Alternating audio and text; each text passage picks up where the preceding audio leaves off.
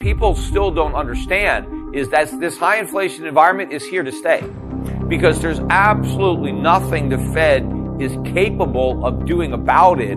In fact, everything the Fed does is going to throw gasoline on the inflation fire. So Fed monetary policy is going to exacerbate the inflation that we're dealing with. I mean, even though they're talking about fighting inflation, they're not really going to fight it. They're going to keep stoking the flames. Just they're going to, be less aggressive. What they're talking about doing is raising interest rates from 0, where they are now, up to maybe 1% by the end of this year, and maybe up to 2% by the end of next year. But these are still highly stimulative rates of interest. It was in 2002 that the Fed slashed rates to 1% to stimulate the economy after, the NASDAQ bubble burst, and after we had the terrorist attacks in 9/11, and we started, the war on terror, and all that stuff happened. We had a recession, and so Greenspan lowered rates to 1 to stimulate the economy. Now Powell's saying, well, we're going to raise rates to 1 to sedate the economy. I mean, it's still low, and the Fed is still printing money. And the problem is the budget deficits have exploded. We're talking about maybe $3 trillion a year now is what our annual budget deficit is. The only way to finance that is for the Fed to do more QE. So even though it's talking about shrinking the balance sheet, it's not really going to happen. The balance sheet is going to keep expanding. But not only do we have this huge budget deficit, we have record trade deficits. Last year, we had the first ever merchandise trade deficit to exceed $1 trillion in a single year.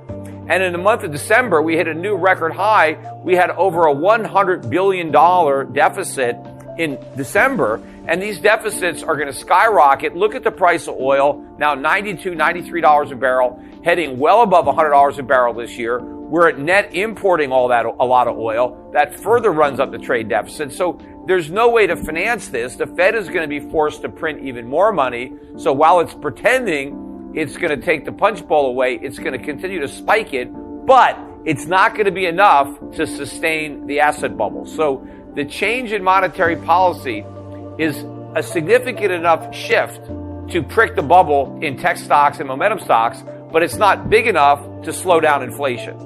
So we're going to have stagflation. We're going to have a weakening economy, rising inflation, and that is a very different investment landscape than the one investors have been used to over the past 10, 20 years. The manufacturers are going to have to pass on those higher costs to their customers because they have to operate at a profit. So at a minimum, they have to pass on the costs, but what they end up doing is actually passing on more than the cost, because you have to find a new equilibrium. Because every time the company raises prices, it does lose some buyers on the margin, because we're all sensitive to price. I mean, if we weren't sensitive, the companies would just jack the prices even higher. The reason that there's a lid on prices is because companies are looking for the optimal price where they can sell the most amount of stuff and make the most amount of money. And so as you raise prices, you start losing some of your customers. So there's a sweet spot where you can have the maximum amount of profit. Well, that all changes when your costs go up. So when their costs go up, they have to find a new equilibrium where they can maximize their profits. But what happens is as you start raising your prices, you start losing some customers. And so now you have fewer customers to try to average out all your fixed costs. So the new equilibrium price where you can maximize your profits ends up being even higher than just the increase of costs, because you have to make up for the loss of customers. So what happens in an inflationary environment is businesses keep selling fewer and fewer products at higher and higher prices, and those customers that can afford the higher prices keep buying, and those that can't, well, they go without the products. Last year, though, businesses didn't raise prices enough. That was the problem, because you had the Fed chairman and all the economists were telling everybody, oh, don't worry about these rising costs. This is all transitory, right? And so the business owners believed the economists. They absorbed these price hikes in their own costs because they didn't want to just raise their prices if it was just, a one-off thing. If it was just higher costs for a few months, they probably figured, you know what, we'll just eat that. it's not worth raising prices, losing out to our competitors, annoying our customers. We'll just ride it out because it's temporary. But as we got to the end of the year, and now these companies look back, we just got the earnings on Friday for Clorox, and Clorox got killed, down 10%, 52-week low. Why did it get beat up? Well, they missed. Why'd they miss? Because their costs were up a lot. And obviously they didn't raise their prices nearly enough to cover the increase in costs. And so I think a lot of these businesses that were kind of conned into this false sense of complacency on what was happening, now they have a lot of catching up to do. Not only do they have to get ahead of the curve for 2022 and start factoring in rising costs for 2022, but they got to catch up for all the lost ground from 2021. So they have to raise prices a lot. And that's one of the reasons I've been saying that rather than 2022, CPI, number coming down from the 7% we got last year, 2022 is probably going to be higher. We're going to go maybe from 7% to 10%. First of all, wages are rising. The problem is they're not rising as much as prices, so people are running out of ammo. But some people are not buying stuff. Look what's happened recently to car sales. Car prices have gone way up, and so car sales are coming down. People are buying fewer cars. It's happened in the real estate market. The prices went way up, and so fewer people can afford to buy them. So they're still trading, but not as many people can afford to buy. Now, certain things like food, people are going to keep spending money on food, but they change what they buy, right? They don't buy as much steak. They buy more, hamburger, right? So they're not eating as well as they would like to because they can't afford some of the stuff that they used to be able to afford. They have to trade down. It's going to happen across the board.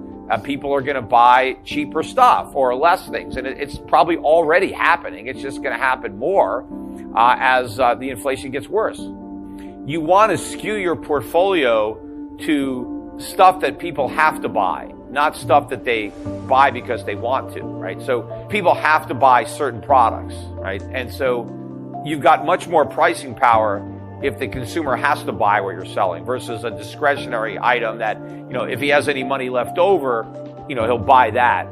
But first he has to take care of what he needs before he can start buying, what he wants. And so, and if you look at a lot of the stocks that we own, those are the companies. A lot of these consumer companies or utilities, you got to pay your electric bill. You don't want to be in the dark.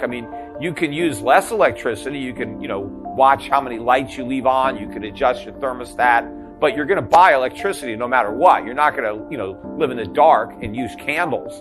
So these companies are still going to sell. Energy, right? Your gasoline. People are still going to drive cars. They may not drive as often, but they're still going to drive. Maybe they're not going to take a long vacation, or maybe they'll carpool, but you're still going to buy gas. So these oil companies are still going to make money. But, you buy these things that people are going to keep buying, and you can raise your prices. Your costs go up, you raise your prices, and you can stay ahead, and you can pay dividends. And absolutely, you have to be in companies that have a lot of pricing power. Now, there are a lot of these companies that have products that's highly competitive. Look at all these streaming stocks. One of the places people can easily cut back is just look how many streaming services are you going to buy, right? Maybe you look back and I've got 6 or 7 of them. You're going to cut back on 3 or 4 of them, or maybe I'm going to take a streaming service and I'm going to use it for a week or two. I'm going to watch what I want to watch, and I'm going to, unsubscribe from that one, and I'll have one at a time until I, watch the shows I want to watch. But people are competing for the same group of customers, and these customers are dealing with higher food prices, higher gas prices, higher rent. So they got to cut back where they can cut back. And I think too, a lot of these companies that give away their products, right, like the Facebooks, right, you don't pay money to have a Facebook account. But the problem is Facebook makes money from the advertisers.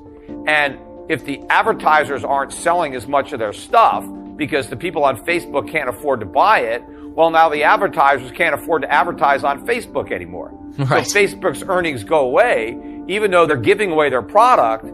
The fact that their customers don't have the discretionary income, their real product, which is the advertising, they can't sell that. So there's a lot of these businesses that are going to be in a lot of trouble when everybody is tightening their belts. I don't think we're going to have another crash like the 30s, but that doesn't mean you don't have to worry. because during the 1930s, we were on the gold standard. We don't have that benefit anymore. The market can still crash as much as it did in the 30s,